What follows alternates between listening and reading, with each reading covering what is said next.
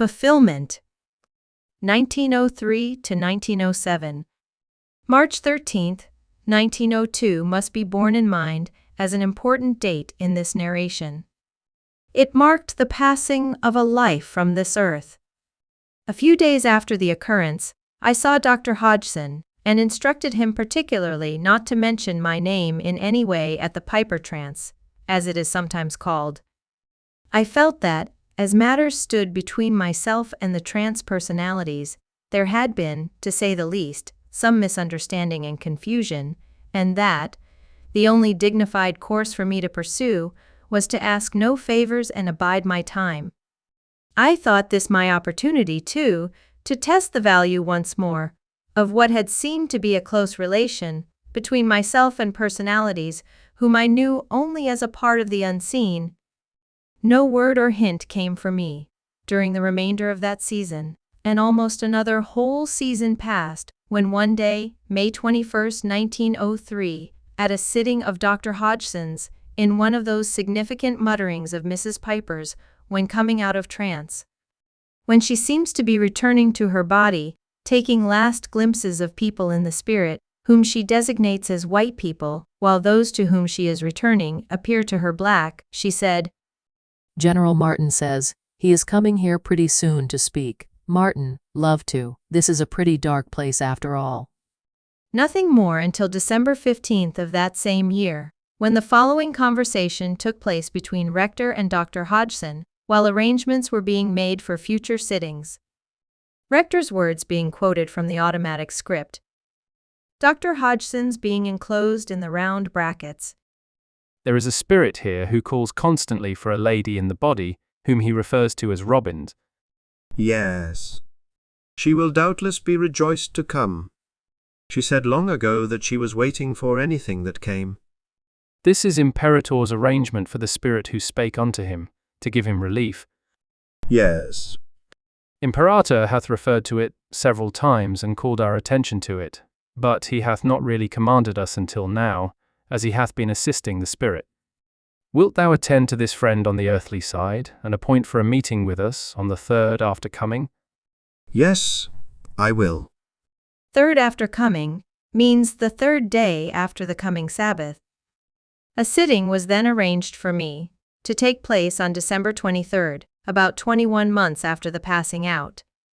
Behold, my old friend, business associate and employer appears, communicates as clearly and strongly as if he had had many previous opportunities, instead of having had none, and at this very first opportunity says, "I want to know if you don't think we could manage to write a book?"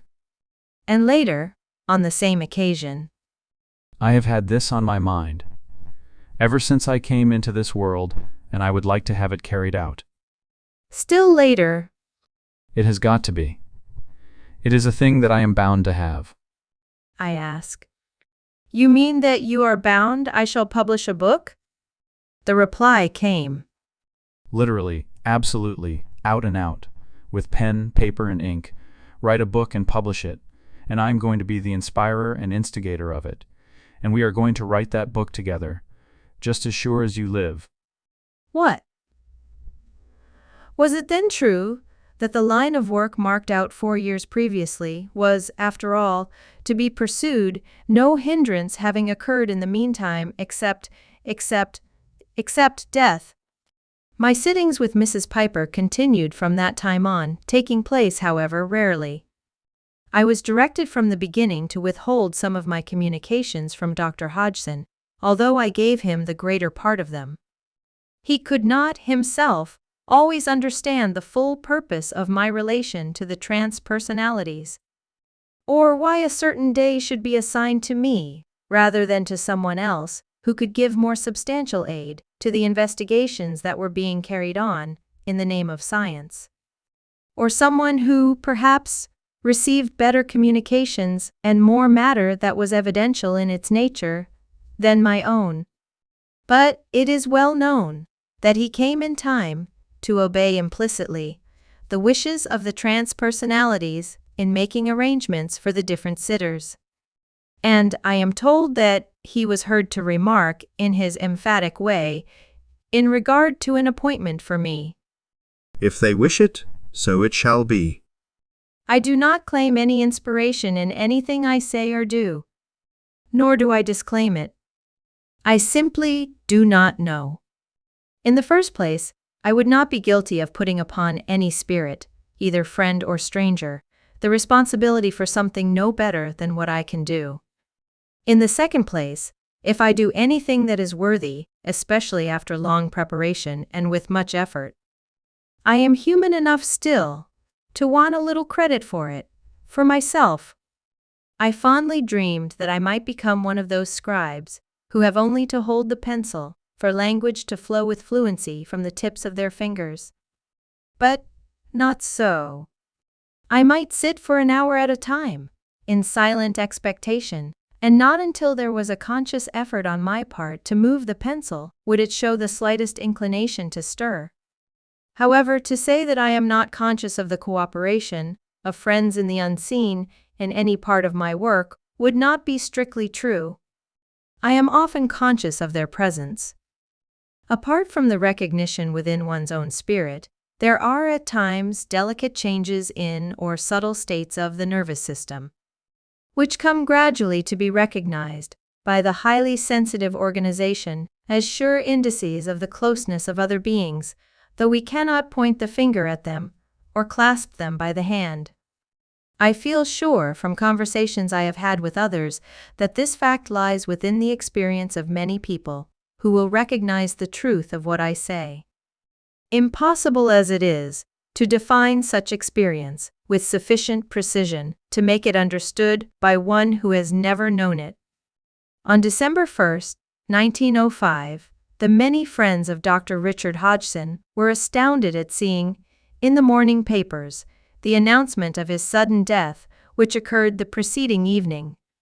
It is safe to say that there was not a man in the city of Boston who took better care of his health, who derived more pleasure from athletic sports, who felt more pride in keeping his physique up to its highest standard.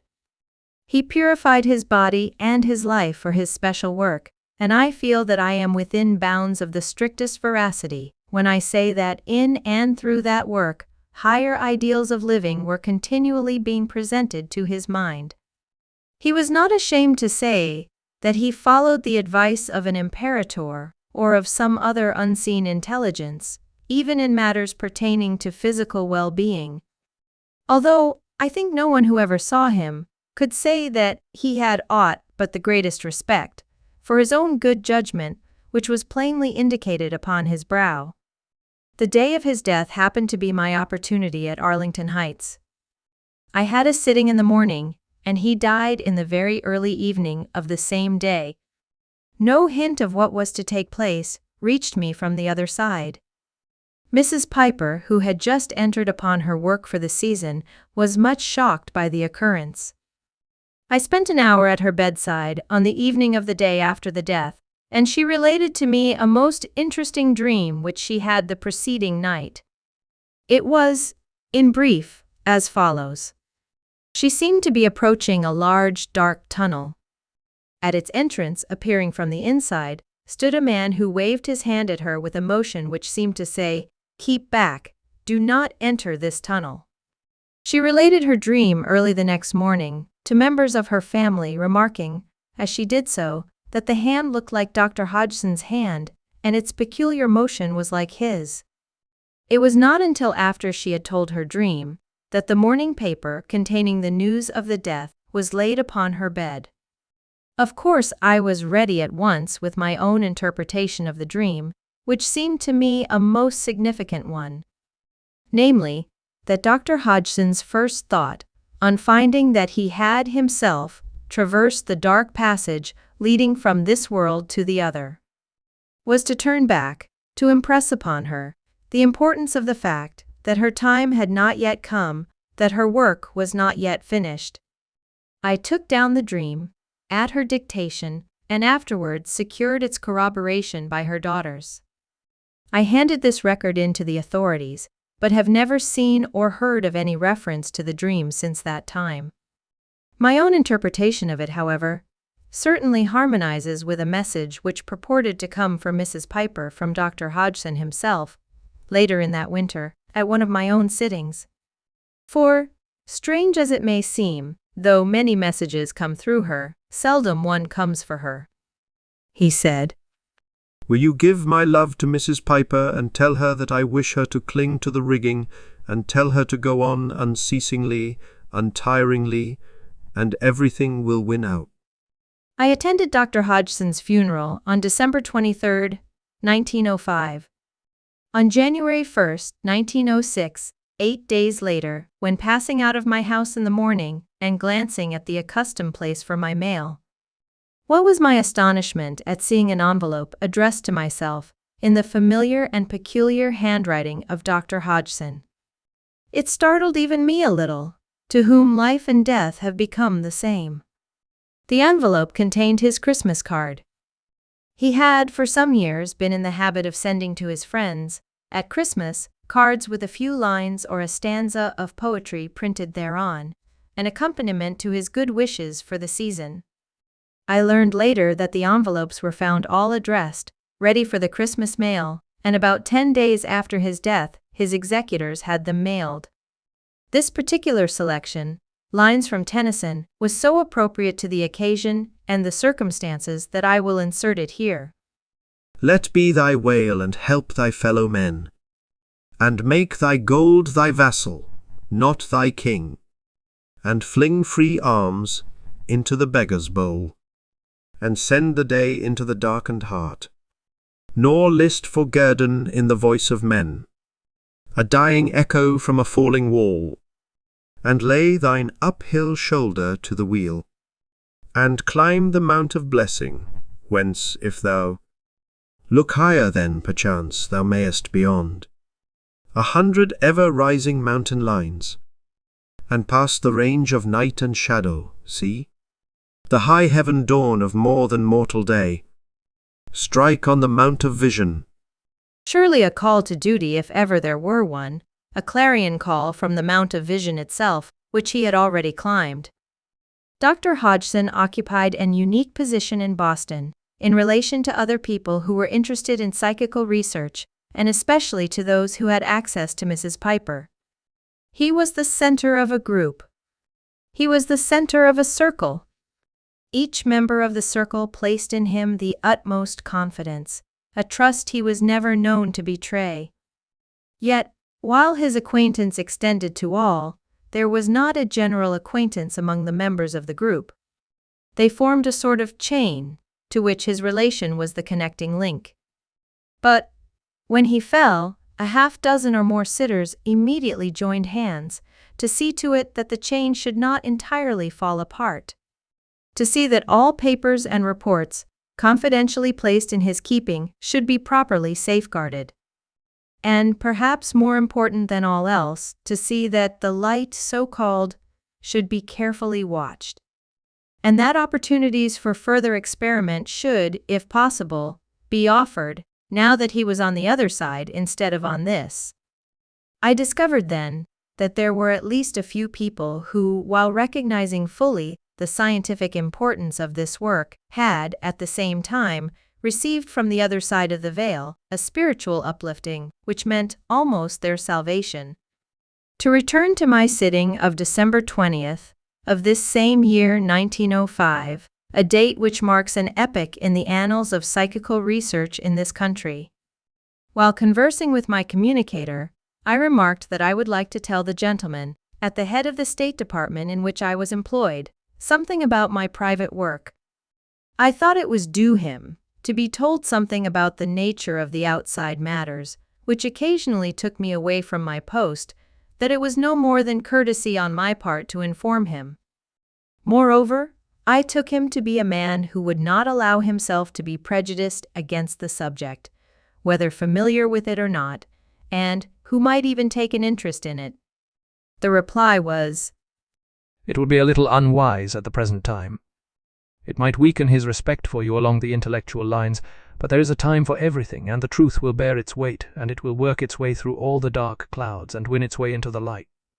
And leave this to time, and the time will present itself when you can speak openly on the question and not be considered inferior intellectually, and that is what I do not wish. I am determined that you shall be respected. These remarks, unimportant though they may seem, turned out very shortly to be truly prophetic in their nature. Dr. Hodgson died on the evening of that very day. I did not know of the death until sometime the following day. At the very first sitting which took place after the death, given to a gentleman who had been a close friend of Dr. Hodgson's and familiar with his work for years. The transpersonalities mentioned the names of various persons who, in the emergency which had arisen, could be of service in what they call their work, and my name was one of the number. My assistance, however, was not actually requested by those in charge on this side until about 2 months later. It must be remembered, by the uninitiated, that the more highly developed the psychic, and the deeper the trance into which she passes, the more delicate, apparently, are the conditions pertaining to that state. And the greater the watchfulness required, on the part of the sitter. And, in this particular case, the spirit controls are somewhat autocratic. They will have this and they will not have that.